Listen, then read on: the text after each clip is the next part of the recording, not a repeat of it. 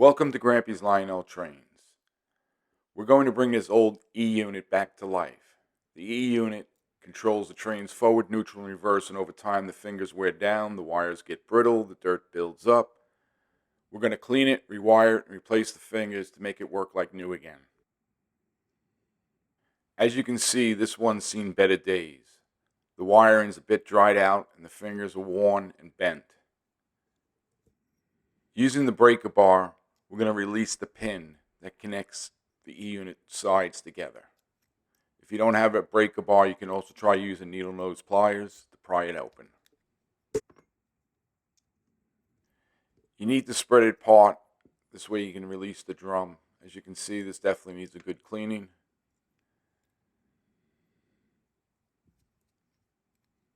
Taking the breaker bar again to release that pin. Sometimes it snaps back together. Now that the pin's released, you want to spread it apart to get the back 4 fingers out.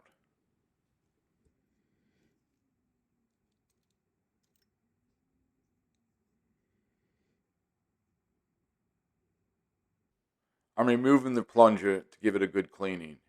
You don't always have to do this, but being it has some rust, I want to make sure it slides nice and smoothly. The lever on this one moves very loosely. My little trick is to take a screwdriver behind the rivet and just smack it with a hammer and just pin it over a little to tighten it up. I'm using an abrasive buffing wheel on my Dremel tool to shine it up and also to get any rust off.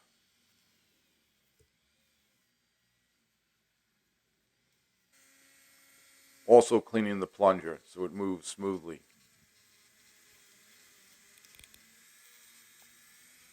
Very gently I go over the drum to get the shine back.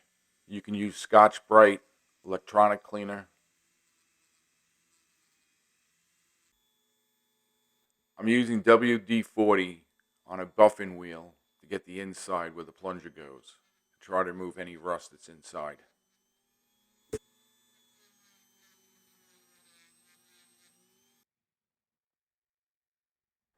The fingers are the most important part of the E-unit. The old ones can get weak or pitted over time, and it can cause the E-unit to skip cycles. You can get away with just cleaning them if you don't have to replace the fingers, but obviously these are far gone. I also like buying my fingers unwired. You can save some money soldering new wires yourself.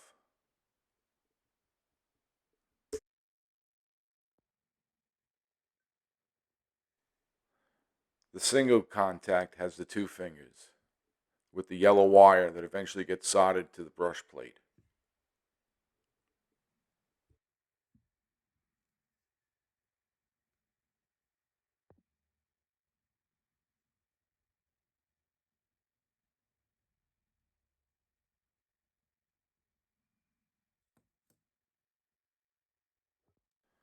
The 4 fingers is the double contact. The green wire, once it gets soldered on the outside,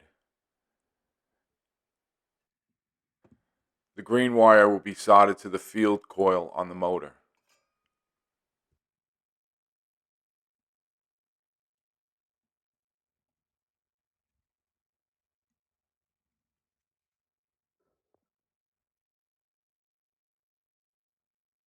Next is the blue wire. The blue wire eventually will be soldered to the brushes on the brush plate.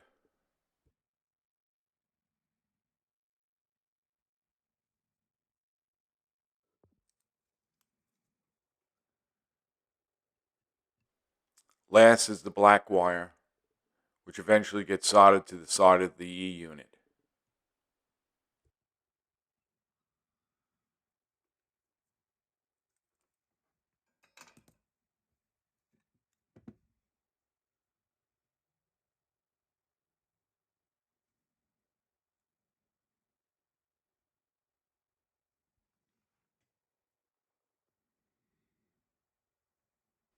Putting the finger plate cover on, pushing the pins through, taking a pair of pliers and then bending them over.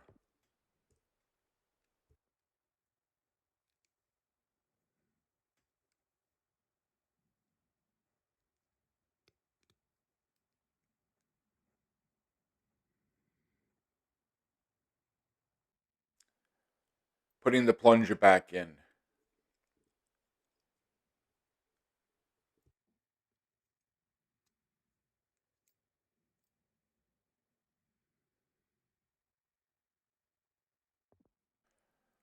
Putting the four fingers back in can be a little tricky. Just have a lot of patience and gently push it through and line it up with the slot.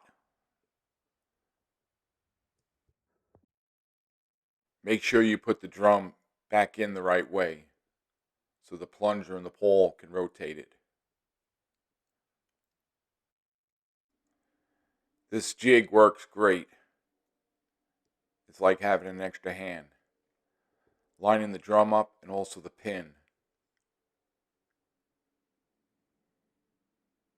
Now you're ready to put the two fingers back in and snap it back together.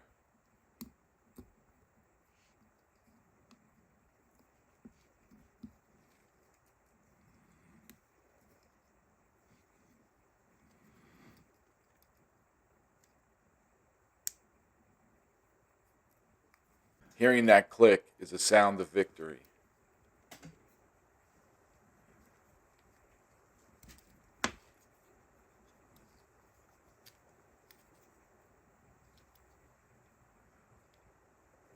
I hope this video helped you out and you enjoyed watching it.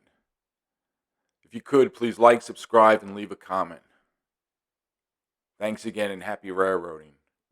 And if you do need any parts, contact Jeff Kane at Train Tender. For post-war and pre-war, he has everything you need. Thanks again.